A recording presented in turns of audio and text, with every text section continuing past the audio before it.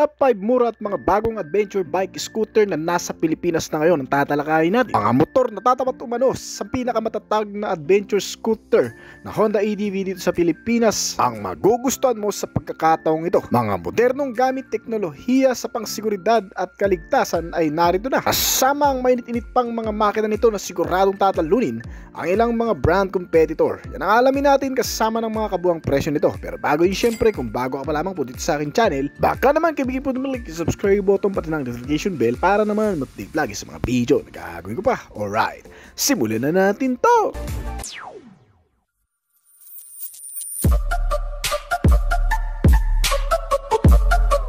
Number 5, FKM Venture ADV 180. Nung unang inilabas ang bagong adventure scooter na Honda ADV sa bansa, ay nasundan na kagad ito ng isang katapat na mula sa Singaporean brand na Fecon Motors na tinatawag na Venture ADV 150. Isa sa mga naging contender ng sikat na two-wheeler bike at isa sa mga naging opsyon ng karamihang mamimili ng motorsiklo na namamahalan sa Honda ADV at mas nagagandahan sa Fecon Venture ADV 150. Pero agad na naungusan ng ilan pang mga sumibol na kakompetensya pa nito mula sa iba't ibang brand. Lumipas ang ilang taon ng Venture 150 ay di na muling nasilayan pa sa loob ng kalsada kaya naging mailap na sa marami. Ay yung taon ng brand na Fecon Motor ay nagkaroon muli ng tsansang palakasin ang imahe nito sa paglabas ng pinakabagong versyon nito na mas malakas, maporma at mas moderno na ngayon sa dati nitong modelo, ang bagong FKM Venture ADV 180cc. Kung papansinin maigi, medyo naliis na sa dating disenyo nito ang ilang mga external style, kabilang ang pagkakaroon ng bagong front face design, mga ilaw at kakaibang rear combination lamp system. Pero kung susuriing mabuti, ang body build at hugis nitong modelo ay hindi pa rin naman na ilalayo sa pinaka-original na tinularan nito, ang adventure scooter dual sport bike na patok sa karamihan. Muli sa pagkakaroon ng pinausong naked handlebar, mataas na windshield protector, central spine at ilang mga bahagi ng fairings garnish, at ang dual-purpose tires ay kumukumpleto sa signature na disenyo nito, adventure scooter. Ang Venture 180 na yatang masasabi mong pinakamagandang modelo ng ADV ngayon, sapagkat nagkaroon muli ng panibagong pagpipilian ng mamamayan na nahihirapang makakita ng unique na klase ng motorsiklo, yung mailalamang pagdating sa performance, durability at modernization. Pagdating sa makina, ito ay pinapagana ng 180 cubic centimeter na displacement capacity, naka single cylinder, 4-stroke, 4 valves at single overhead camshaft engine. Nilagyan ito ng liquid cooled type na cooling system at electronic fuel injected type na fuel supply system. Ang mill nito ay pinare sa CVT transmission type na may kakayahang gumawa ng malakas na maximum output level na 18.24 horsepower at 8,500 revolution per minute. At 17.2 Nm na torque naman sa kada 6,500 RPM. Ay average speed daw na nagagawa itong motor na umaabot ng mahigit sa 120 km/h. At mas pinatipid na rin ang fuel consumption sa pagkakaroon ng makabagong feature sa makina nito. Ang dating fuel tank ay mas pinalaki na rin na may sukat na 10 liters at kumukonsumo ng 42 to 43 km/L. Not bad! Lalo na kung ito ay gagamitin mo sa long ride. Bukod pa riyan, ang ilan pa sa mga ino-offer ng motor na ito ay ang mga nagagandahang mga naka-full LED type na klase ng mga ilaw nito. Mula sa headlamp na naka-projector type, LED kasama ang hugis kilay na daytime running lamp. At ang mga turn signal lamp indicator maging ang rear combination lamp system ay naka-full LED type na klase na rin.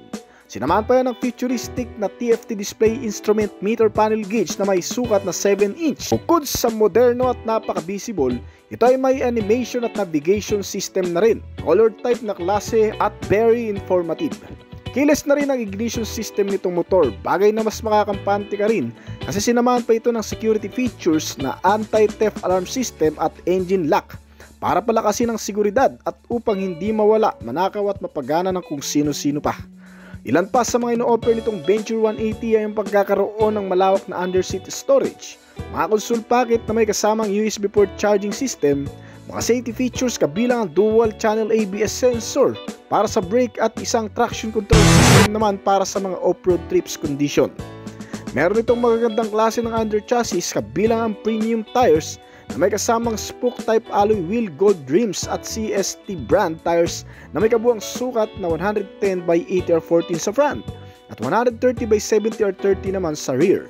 Sinamahan pa ng parehong naka-disc type na klase ng brake sa harap at likod, ventilated at wavy disc type, kaya napaka-reliable. Sumusuporta sa napakagandang bounce at comfort sa pagsakay ang pagkakaroon nito ng front telescopic fork suspension at rear swing arm with dual shock absorber na may kasamang sub-tank sa rear suspension. Ang Fecon Venture ADV 180 ay may wheelbase size na 135.5 cm at ground clearance size na 16 cm. May bigat ito na 137 kg at nagkakahalaga ang kasalukuyang presyo nito ng 168,000 pesos dito sa bansa. Number 4. Rusi Adventure X150. Isa sa mga takbuhan ng mga naghahanap ng mas abot kayang pakete ng motorsiklo sa bansa ay ang Rusi brand, na kung saan karamihan sa mga motor na inilalabas ng brand na to ay ginagawa o ina-assemble lamang dito sa bansa. Ngunit sa kung anong masukat na dahilan ay marami pa rin ang nagtitiwala at umaasang mamamayan sa brand na ito. Bagamat marami ang bumabatikos sa kalidad, pagiging maaasahan at tibay ng mga motor na inilalabas nito. Isa pa rin ang masasabi ng mga talagang nakagamit na ng Rusi brand. Kagaya ko na nakagamit na rin nito ay nasusukat na rin kung gaano katibay, katipid ang mga motor na nagmumula dito. Nasa pag-aalaga na lang kasi talaga yan. Well, dyan din naman natin mapapatunayan yan sapagkat ngayong taon, ang Rusi ay naglabas na naman nung nakarang buwan ng isang abot kayang dual sport adventure bike na tinatawag na Adventure X150 Fi. Ang motor na ito ay entry ng Rusi para sa kanilang segment na dual sport adventure bike scooter dito sa bansa, na pinapangunahan ng Honda ADV at ng iba pang scooter na gaya nito ang kategorya. Well, sa pormahan pa lang talagang makukuha na nito ang kiliti ng karamihan, sapagkat mukhang may ibubugad din naman ng isang ito kung titingnan. May malaragid at sporty looking na adventure type na may kaunting premium touch at ilang mga kakaibang aesthetic sa feel. Kabilang ang pagkakaroon nito ng sariling estilo mula sa frontal piece dahil meron itong mga naka-carbon finish garnish cover at dalawang eye-shaped LED projector type na headlamp. At ang maganda pa rito, maging ang mga turn signal light indicator nito ay mga naka-LED type na rin. Akalain mo yun, sa mga ilaw pa lang nito ay talagang bawing-bawi ka na. Ngunit pagdating naman sa likuran, aagaw din sa atensyon mo dito ang kakaibang pormahan ng tail lamp na naka-LED type na rin. Ang mga gulong na nakadesenyo na para sa off-road trips na may kasamang spook type alloy wheel mags ay mas nagmukhang adventure type palalo na klase. Ang side profile kung titingnan ay may natural lang naman na disenyo na kung saan kuhang-kuha ang Honda ADV-like styling. Dahil doon pa rin naman nakabase ang pagiging scooter type na adventure na klase nito. May mga graphic design din ito na nagbibigay kulay dito, kasama ang ilan pang mga decals ng brand, kakaibang disenyo ng muffler cover, dalawang side step board na bumabalanse palalo sa upright position. Kaya naman kapansin-pansin din ang overall looking design nitong ADV Rusi ay medyo may arte at pagiging elegante kahit papano. Ngunit sa ibang bagay, wala namang masyadong kasasabikan sa totoo lang pagdating naman sa internal specs. Dahil sa mura nitong presyo ay pang-abot kaya lang din ang mga gamit na inilagay sa motor na ito. Tulad na lang ng simpleng pormahan ng naked handlebar na may kasamang LCD type digital instrument meter panel gauge at kahit papano ay detalyado na rin. At marami nang nakalagay na impormasyon at mga notifikasyon dito para sa kumpletong detalye ng pagmamaneho. Meron din itong mataas na adjustable na windscreen protector at ang mga malalapad na pillion seat ay para sa dalawang tao na may kasamang rear grab bar na pwedeng suporta ang angkas o di naman kaya ng mga kargo. Ang motor na ito ay medyo accessible na rin sapagkat nilagyan ito ng fuel tank na nasa harapan lang din ng center spine at naglalaman ng fuel tank capacity na 11 liters ang full tank. Itong Rusi Adventure X150 pagdating naman sa convenient features, sinamahan ito ng mga console packet sa harap na may kasama ng takip at isang USB ready charging system. Kasamang malaking underseat storage na magkakasya na rin ang full face helmet mo dito panigurado. Pagdating naman sa chassis and suspensions, medyo matibay ang buong body frame nito o yung bakal na ginamit dito. Kasi may kabigatan itong modelo na tumitimbang ng 148 kg. Ang front suspensions nito ay may kasamang protective boot at naka-telescopic fork suspension. At bagay na bagay lang din dalhin sa mapuputik na lugar. Maging pati kasi sa mga gulong nito ay nakapang off-road ready na, kaya wala ka nang masyadong problemahin pa. At may kabuuang sukat na 110 by 80 R14 sa front at may 2-piston caliper brake pang kasama na may single disc type na front braking system. Habang ang rear suspension naman ay ginamitan ng dual shock absorber na may kasamang coil spring. Minimal lang ang pagkaragid pero maaasahan na rin sa malulubak. Kasama rin nito ang rear wheel tire na may kabuuang sukat naman na 130 by 70 R13. Naka-tubeless na nga rin pala ang dalawang gulong nito, kaya sulit na sulit talaga. Meron itong kasamang rear brake na may single piston caliper naman at may kasamang malaking disc type na nagbibigay dito ng maayos na pagpipreno, lalo na sa mga emergency braking. At dahil kahit papano ay hindi pa rin pinabayaan ng brand na maliitin itong modelo kahit papano sa napakamurang presyo, ay nagkaroon pa rin ng magandang safety features na combination braking system o CBS. Ang CBS ay nakatutulong din para masuportahan ang maayos na paggamit ng braking system sa pamamagitan ng pag-apply ng dalawang brake sa harap at likod sa oras ng mga pagpapahinto at sa mga emergency braking.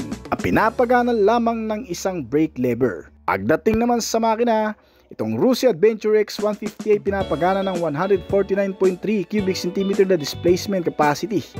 Naka single cylinder, 4-stroke, single overhead cam, 4 valves at naka fuel injected type na fuel supply system. Isang magandang bagay din sa motor na ito ang pagkakaroon ng cooling system na liquid cool type na kahit papano ay hindi tinipid. Kaya kahit sa long ride mula sa city hanggang sa province ay siguradong mapapakinabangan mo ito. Meron itong compression ratio na 9.3:1 at bore and stroke size na 57.3 by 57.9 mm. Ang mill nito ay ipinares sa isang automatic variable transmission type na gumagawa ng maximum output na 14.7 horsepower at 8,000 revolution per minute. At may maximum torque na 14 Nm sa kada 6,750 RPM. Ay bilis na nagagawa itong motor na umaabot ng 110 to 115 km per hour. Pagdating naman sa fuel tank, nabanggit natin kanina na may malaking tangke rin ito na kasama na naglalaman ng 11 liters ang full tank. At kumukonsumo naman ng mas matipid na umaabot ng 40 to 45 km per liter. Ang Rossi kahit papano ay may ibubuga na rin kasama ang ilan sa mga katangian nitong motor na siguradong magagamit ng mas maigi sa araw-araw. Meron itong key ignition system na naka-manual pa ang susi at kahit papano ay functional na rin. Kasama ang ilang pang safety features nito gaya ng engine check warning, pass switch, side reflectors at marami pang iba. Pagdating sa kabuuang sukat, may haba ito na 192 cm at lapad na 76.3 cm. May taas ito na 119.6 cm at may seating height na 81 cm. Ang ground clearance size nito ay 12 cm at may kabuuang bigat na 142 kg. Ang wheelbase size ay nasa 134 cm at nagkakahalaga ang presyo nito ng 110,000 pesos lamang dito sa bansa. Number 3, QJ80R 160. Dumarami ng populasyon ng mga adventure scooter bike dito sa Pilipinas. Magmula nang inulunsad ang pinakaunang sumikat na dual sport scooter bike na Honda ADV ay nasundan na ng maraming kapareho ang modelong ito. Pagdating sa line-up segment ng adventure scooter o yung mga scooter bike na pwedeng magamit sa loob at labas ng kalsada. Kaya naman ngayong taon ay ito rin ang pinakamabiling klase ng scooter dito sa bansa. Hindi lang sa napakaangas na pormahan nito, pati na sa mga makabagong teknolohikal na katangian na dinadala nito. Kagaya na lamang ng panibagong motor na naman na dual sports bike na kararating lang, ang QJ80R 160. Ito ay mula sa lahi ng mga maxi scooter na nilagyan ng kaunting sporty design at espesyal na kagamitan para maging ganap na isang off-roader. Kaya kung pagmamasdan ay para itong combination ng maxi scooter na pwedeng magamit bilang isang off-roader o sa mga lupain na klase ng kalsada. Ang ATR 160 ay isang versatile hybrid scooter na ginawa din para sa parehong urban commuting at light off-road adventure na may kasamang bagong antas na makina. Kaya naman kung isa ka sa mga nag-aasam ng may hybrid capability power na sasakyan, chance mo nang magkaroon nito sa motorsiklo pa lang. Kasi ang scooter na ito ay may hybrid sa engine na kung saan nagbo-boost ng power para palabasin ang tinatago pang enerhiya nitong upang mas lalong lumakas ang hatawan at magamit bilang isa ring matipid na klase ng motorsiklo. Ang ATR ay ang bagong pinakamagandang modelo ng brand na QJ motorcycle na mas mura pa kung tutuusin sa ilang mga brand competitor. Pero ito ngayon ang masasabi mong pinakamagandang adventure bike scooter sa pagkakataong ito na makikilala mo. Sapagkat hindi lang sa pormahan nito na parang Yamaha T-Max na may halong ADV-like styling ang magugustuhan mo dito, kundi sa ilan pang mahalagang bagay na nakapaloob dito. Kagaya ng mga ilaw nito, meron itong projector type LED headlamp na nagbibigay ng maganda at balanseng liwanag sa gabi, na kung saan nai-a-adjust depende sa iyong pangangailangan. Sinamahan ito ng napakagandang daytime running light at mga turn signal light indicator, pawang mga naka-LED type na rin. Ang motor na ito pagdating sa side profile naman ay hawig ito ng Honda ADV talaga na may kaunting unique identity nga lang na makikita sa pamamagitan ng mga premium design na nakakabit sa buong body nito. Gaya na lamang ng pagkakaroon nito ng inverted front telescopic fork, kulay gold, malaking tailpipe silver muffler, dalawang pares ng gulong na may smoke wheel tires at isang kahangahangang TFT display instrument mirror panel gauge na may phone connectivity pa. Itong QJ ATR 160 ay nilagyan din ng mga safety at security features gaya na lamang ng pagkakaroon nito ng anti-lock braking system o ABS sa harap at likod na gulong. Isang sistema na nakatutulong para suportahan ang paggamit ng preno during emergency braking o yung mga biglaang pagpipreno na kung saan nag-a-unlock sa maigpit na kapit ng brake at upang mapigilan na rin ang tsansa ng pagkasemplang sa mga biglaang pagpipreno. Sinamahan pa ito ng traction control system, isa pang safety features na mahalaga din para sa motor na to, lalo pat kabilang sa mga skill nito ay ang imaneho sa mga lupain, mababato, malulubak na kalsada ay yan napaka-eksakto lang din para magkaroon ng ganitong klaseng features na traction control system. Dahil sa safety features nito ay maalis ang pangamba ng rider na mawala sa balanseng pag-ikot ng gulong sa oras na may mababato, madudulas na klase ng kalsada. Sinamahan ito ng mga side reflector na nakakabit sa mismong front suspensions na pangkaragdagan din sa safety features nito para magbigay din dito ng additional na BCP at may kasama pa itong hazard lamp system na rin. Ito'y para magkaroon tayo ng visual sign sa oras ng mga biglaang paghihinto sa gilid ng kalsada o pag may mga emergency tayong pupuntahan. Kasama pa sa mga safety and security features nitong motorsiklo ay ang pagkakaroon nito ng anti-theft alarm system at keyless na ignition system na kung saan ay lubos na mahihirapan ng mga carnappers o mga magnanakaw na magtatangkang pagganahin itong adventure scooter o galawin sa pinagpaparkan sa pamamagitan ng emergency alarm na tumutunog once na masagi at isang dikilis na pumipigil sa pagpapaandar. Tiyak na secured at safety ang scooter bike na ito. Sinamahan pa ito ng iba pang mga features. Bukod sa mga naka-LED type na mga ilaw nito mula sa harap at likod, isang magandang combination lamp system na napaka-visible pa. At meron din itong high-tech na TFT instrument meter panel na kung saan pwede mong i-connect dito ang iyong cellphone gadget. Panood ng mga palabas gaya ng sa telebisyon ay magagawa mo rin sa pamamagitan nito. Kasama ang paglalaro na rin sa mga online games ay magagamit mo rin dito sa instrument meter panel gauge nito. Malawak ang accessibility at connectivity na kung saan pwede mo ring ma-monitor maging ang mga maintenance recommendation nito. Gaya na lamang ng tire pressure o dami ng hangin na kailangan mong ilagay sa gulong nito. Samang periodic maintenance, engine check warning at kung ano-ano pa. Nilagyan itong motor ng dalawang maliit na bulsa sa harap na may takip na lagayan ng maliliit na gamit, kasama ang kapirasong USB port charging system na makikita mo dito na may kasama pang Type-C connection socket at isang underseat compartment storage para sa anumang gamit at kasya dito ang full face na helmet. Ang lagayan ng gasolina nito ay nasa harapan na rin para mas madali ang access at walang hassle. May malapad din itong dual sport na upuan na eksakto para sa 2 tao at may kasamang rear grab bar na pwedeng hawakan. Kasama sa iba pang bahagi ng detalye ng scooter bike na ito ay ang pagkakaroon nito ng mataas na windscreen protector na di-adjustable. Isang naked handlebar na nagbibigay dito ng mas malakas na appeal para tangkilikin din ng iba pang mga rider. Pagdating sa suspensions, meron itong mga naka-inverted telescopic fork suspensions sa front at dual shock absorber with coil spring at may kasama na ring sub-tank. Ang rear suspensions nito bukod pa dyan ay ito rin ay adjustable na. Sa oras na kinakailangan nating pababain, pataasin o di naman kaya palambutin. Dahil dito ay mas gumaganda ang bounce at laro ng mga suspensions nito. Sa oras na may adjust, depende sa kung ano ang pangangailangan nito.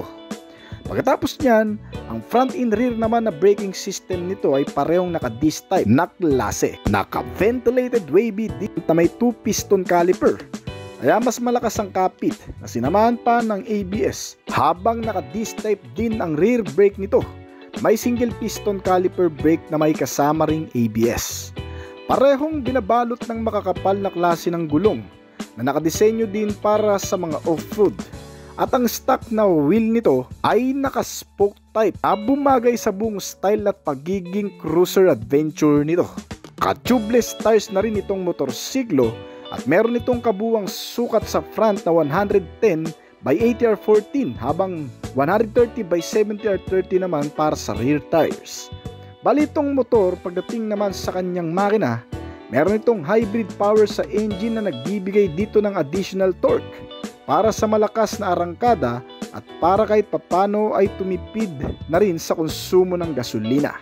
Pinapagana ito ng 160 cubic centimeter na displacement capacity, naka single cylinder, 4-stroke, single overhead camshaft at naka 4 valves. Sa loob ng engine, may kasama itong bore stroke size na 58.5mm by 57.9mm at cooling system na liquid cool type. Kasama ang automatic transmission type nito na naka CVT na nagpapalabas naman ng maximum output na 12 kW o katumbas ng 16 horsepower sa kada 8,000 revolution per minute at 15 Nm na torque naman sa kada 6,000 revolution per minute. Ang average na bilis nitong motor ay umaabot ng 120 km/h at sinamahan pa ng Euro 4 at fuel injected type sa fuel supply system nito. Kaya matipid din talagang kumonsumo. Meron itong fuel tank capacity na 8 liters at kumukonsumo ng 40 to 45 km per liter. Kaya kahit ilong ride ay sobrang mapapakinabangan mo ito. Bukod pa dyan ng ilan pang mga bahagi ng features nito ay mapapakinabangan mo rin sa pang-araw-araw gaya ng pagkakaroon nito ng side stand kill switch. Hindi mo mapapaandar ang motor once na nakababa ang side stand nito at may kasama na ring pass switch. Itong QJ80R 160 model mga kaibigan ay kalalabas lamang sa merkado. Halos kamukha at kasing laki lamang din ito ng Honda ADV na may kabuwang seating height na 77 cm. Ang wheelbase size nito ay nasa 132.5 cm at may kabuwang taas na 199 cm. May lapad dito na 75.5 cm at kabuwang haba na 121 cm. Meron din itong additional safety features para sa brake lever na tinatawag na park brake na di-adjustable. Available ang 4 na kulay sa modelong ito, gaya ng black, silver, gray at red color nito. Ang kasalukuyang presyo nito ay umaabot ng hanggang sa 159,900 pesos lamang. Number 2, Kymco Dink R150. Noong nakaraang taon ang isa sa naging break-in ng Kymco Motorcycle Philippines para tangkilikin ng maraming Pilipino na naghahanap ng medyo kakaibang mga motorsiklo at scooter na medyo nag-aalangan sa pormahan ng ilang mga Japanese brand at nasisiyahan sa mga makabagong uri ng mga motorsiklo na mula sa mga disenyo na kakaiba at nilalaman na may kalidad na aasahan at may presyo na katamtaman lang. Ang Kymco brand ay patuloy na rin nakilala sa iba't ibang bansa sa Asia at sa iba't ibang lugar dito sa Pilipinas. Ang Taiwanese brand motorcycle manufacturer na ito ay nagpapakilala sa masa ng mga kakaibang motorsiklo na may lakas na handang sumabay sa mga Japanese at European brand gaya ng Kymco KRB 180 scooter na sumikat sa pagiging malakas at pagkakaroon ng agresibong pormahan nito na para sa marami ay talagang may unique identity. Ngayon sa panibagong yugto ng brand sa motorcycle scooter world ay naglabas na naman ng kanilang isa pang pambatong motor na tinatawag na Kymco Dink R150. Isang adventure type na klase ng scooter na hindi makikitaan ng pagkakatulad sa ilang mga magiging kakumpetensya nito malamang pagdating sa external. Kakaiba kasi ang panlabas ng isang ito kung pagmamasdan. Parang palaban ang dating na parang naka-armored inspired ang frontal face design. Parang mga kawal na handang makipagsagupaan sa mga makakalaban noong unang panahon. O di naman kaya nahahawig sa itsura ng isang robot. Well, kayo na lang siguro ang bahalang humusga kung ano ang sa tingin nyong itsura nito. Bukod sa kakaibang design sa harap, ay naglalaman din ng isang ito ng mga makabagong teknolohiya sa pangkaligtasan at pangseguridad.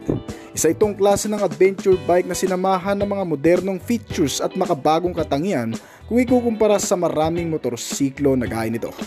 Mula dito sa harap, makikita ang eye-shape na LED type na mga headlamp nito, kasama ang mga turn signal lamp na parehong naka-LED na rin. Makikita mo rin ang mas mataas na windshield kung ikukumpara sa marami. Bagay na magugustuhan mo kasi hindi lamang ginawa para sa magandang aerodynamic nitong motor. Ito rin kasi ay may purpose para sa iyong kaligtasan, lalo na kung tumatakbo ka ng mas mabilis at may mga biglang tatalsik na debris o kahit anong maliliit na bagay ay mas sasangga mo nito at hindi direktang tatama sa iyo.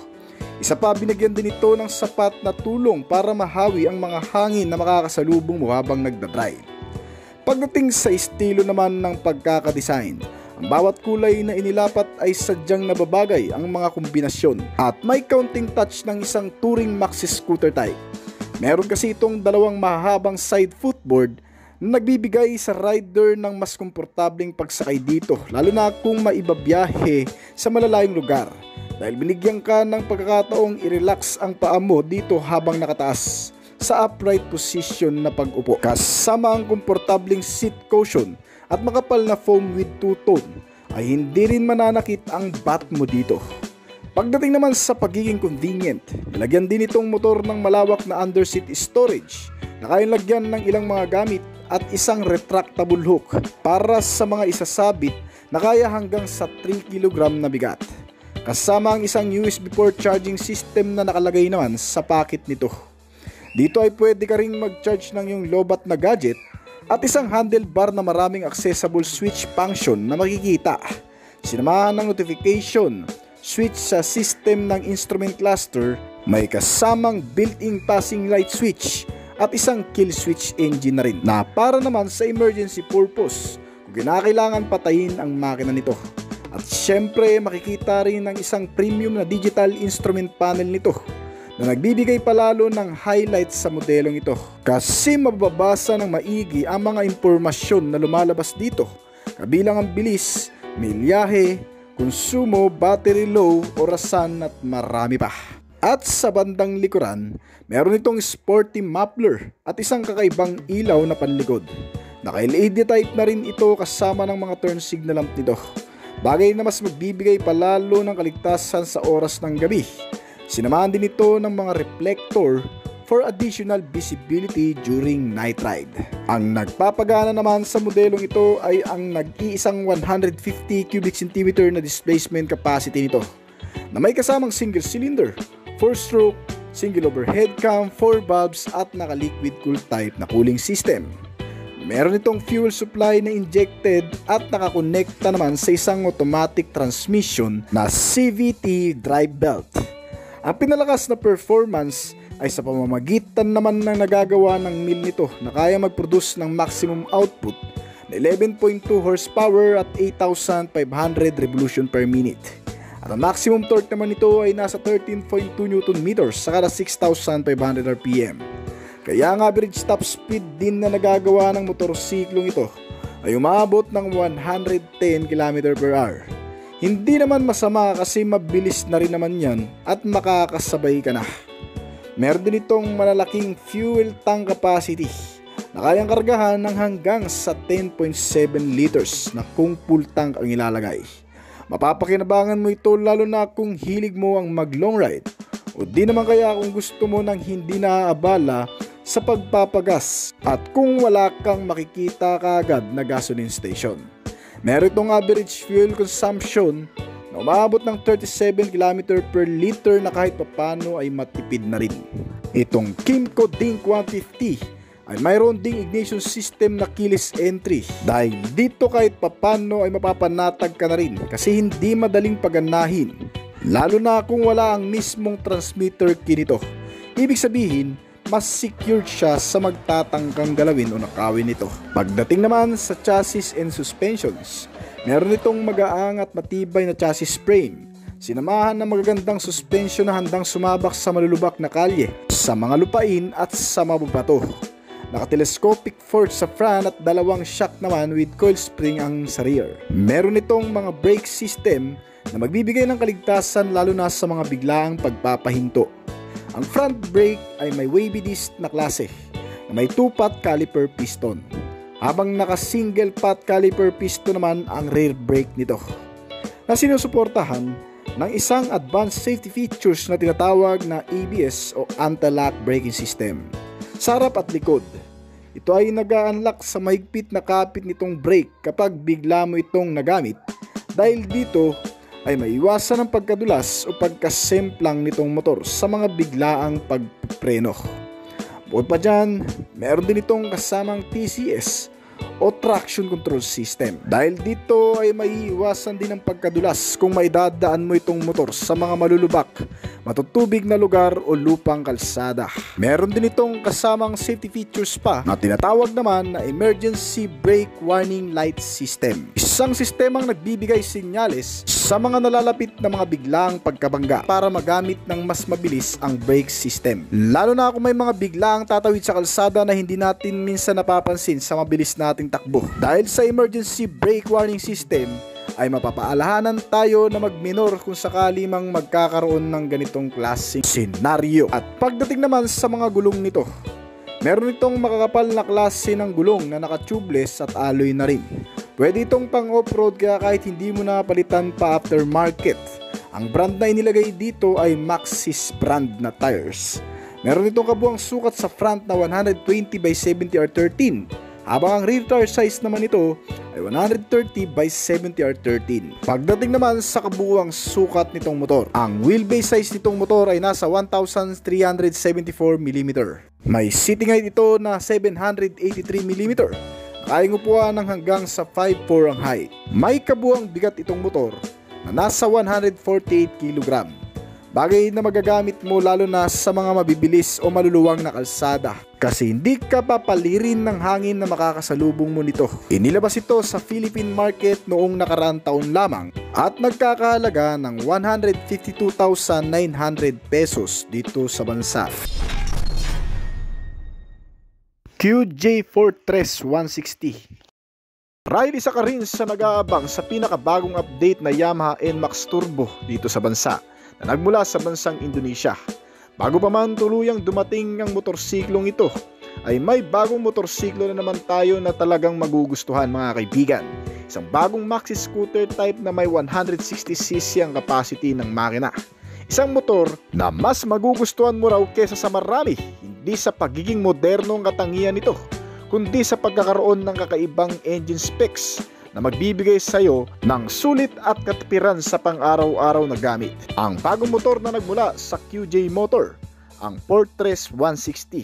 Kung pagmamasdan ng external na appearance nito, ito ay may pagkakawig din talaga sa ilang mga brand competitor sa bansa gaya ng Honda PCX. Pero ang pangharap na itsura nito ay may sariling pagkakakilanlan. Nilagyan ng isang matalas at edgy type na aerodynamic na nakakabit sa buong body belt nito.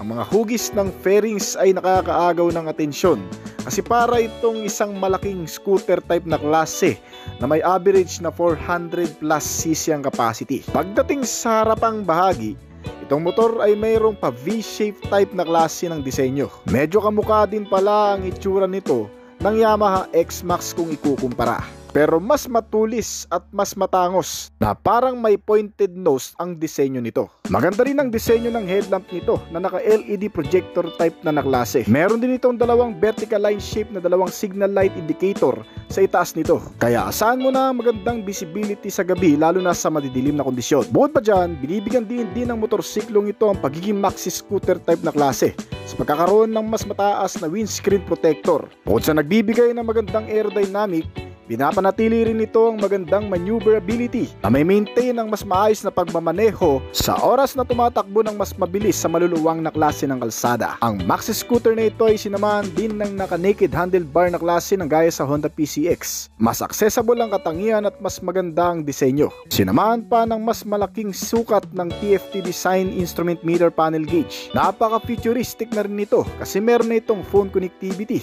na kung saan may access din sa GPS tracking, color background at mas manonotify ka sa mga information signal indicator na lumalabas dito. Once na na-access na nito ang phone connectivity, ay maaari mo na rin makita dito ang SMS alert, messages o tawag na nanggagaling sa iyong telepono habang ikaw ay nagmamaneho. Kasamang ilang mga maintenance recommendation na makikita mo rin dito sa meter panel gauge, gaya ng tire pressure monitoring, periodic maintenance, engine check warning at marami pang iba. Mas mamomonitor na maigi at mas maaalagaan ng maayos itong motorsiklo sa pamamagitan ng mga bagay na yan. At bukod pa dyan, isa pa sa magandang features nitong bagong motor sa kanyang TFT design instrument meter panel gauge.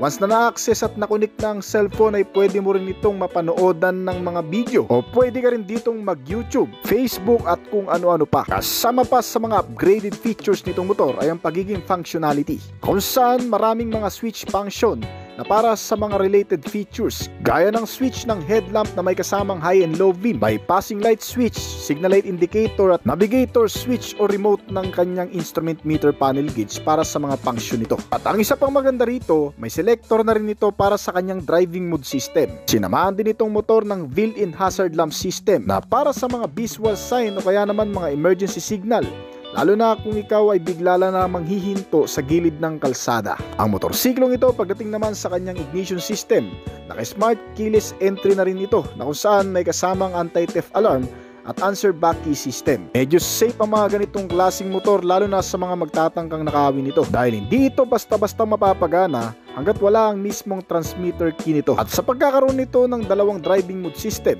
na tinatawag na standard mode at sport mode, na kung saan kapag na-activate mo ang sports mode nito ay magkakaroon ng additional torque at power. Ito siguro ang may totoong turbo power mga kaibigan kung magkataon man. Ang maxi scooter na ito ay sinamahan pa ng ilang mga convenient features gaya ng pagkakaroon nito ng USB port charging system na fast charging na kung saan nakalocate sa loob mismo ng console packet nito para lagayan ng gadget. Meron din itong dalawang mahabang side step board na sinamahan na rin ng built-in rubber cover para anti-slip o hindi ka madulas habang nakatapak dito. Nakaka-relax dahil pwede kang mag-upright position at taas ang dalawang paa mo habang nagmamaneho na kung saan mas nagiging komportable ang pagsakay. Itong bagong maxi scooter Fortress 160 mga kaibigan ay sinamahan din ng isang malaking fuel tank capacity na may kargang 8 liters ang full tank. Ayan itong kumonsumo ng mas matipid na paraan sa pamamagitan ng kakaibang makina na meron ito sa pagkakaroon ng fuel consumption na 40 to 45 km per liter. Kaya hindi lamang sa city maging sa long ride ay talagang mapapakinabangan mo ng maigi. Ang ilan pang sistema na meron ito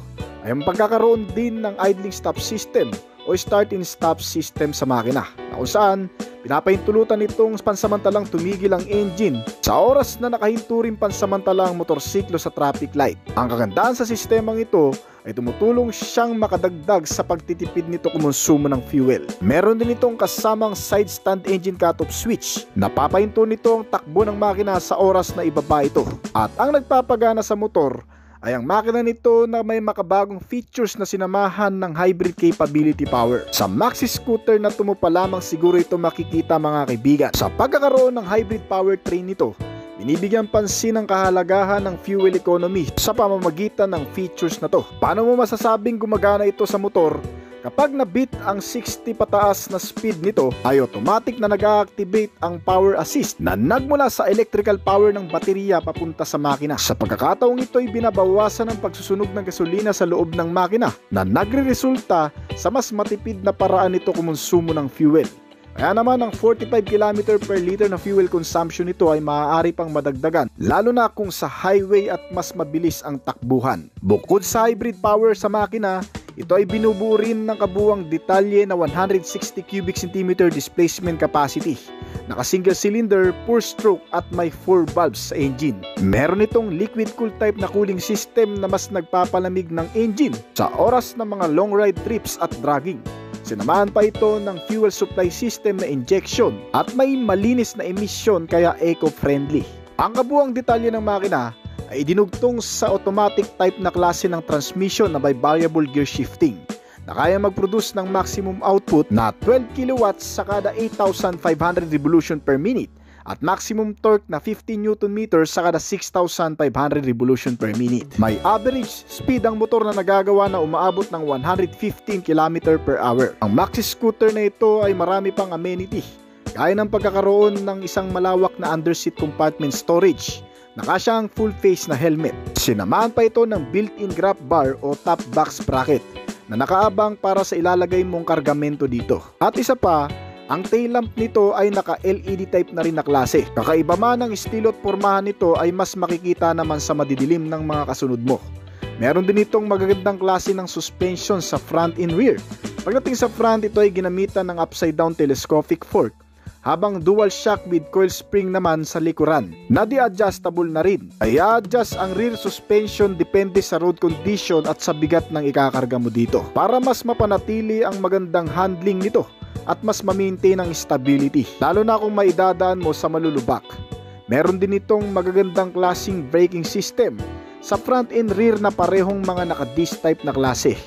Ang front nito ay naka-single disc na may dual piston caliper brake at mas malakas ang kapit, habang ang rear brake naman ay naka-single disc with single piston caliper brake. Ang mga gulong nito ay talagang makakapit din. Sinamahan ng malalagkit na klase ng tires na may kabuuang sukat sa front na 110 by 70 R14 habang 130 by 70 R30 naman sa likuran. Parehong mga naka-aluminum cast ang wheel at napakagandang mags na disenyo. Ang maganda pa rito, sinamahan pa ito ng safety features na anti-lock braking system na naka-dual channel. Merong ABS sa front at sa rear na kung saan nagbibigay dito ng maayos na paggamit ng preno sa oras ng mga emergency braking.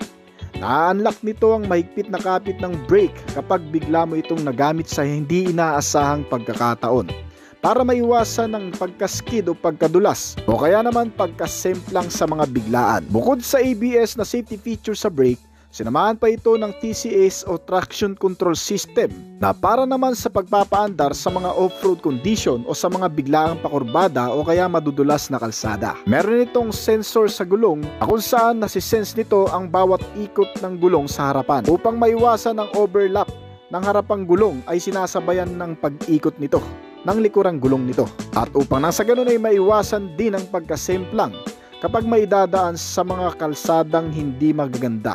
Ang iba pang mga features nito, bukod sa napakagandang mga safety features, sinamahan pa ito ng mga side reflectors for additional visibility at isa na ring safety features nito. Meron pa itong passing light switch at hazard lamp na pangkaragdagang visibility sa gabi. Ang motorsiklong ito ay sobrang dami ng features mga kaibigan, kaya talagang magugustuhan ng kahit na sino sa atin. Meron itong kabuuang timbang na 138 kg at mabigat-bigat na rin. Bagay na bagay yan sa maluluwang na kalsada. Ang maxi scooter type na Fortress 160cc ay nagmula sa QJ Motor o tinatawag na Qinjiang Motorcycle Company na nagmula sa bansang China. Kaya naman ganun na lamang kalakas at ka-upgraded ang mga features na inilagay dito mga kaibigan. Isang maxi scooter na mula sa external design hanggang sa internal specs and features nito ay talagang mapapabilib ka na dahil panalo to sa ibang mga motorcycle scooter na narito sa bansa. Ang modelong ito ay may kasalukuyang presyo ngayon na kalalabas lang sa merkado ng Pilipinas. Nagkakahalaga ito ng 149,900 pesos. Mas mura din kung tutusin sa ilang mga brand competitor.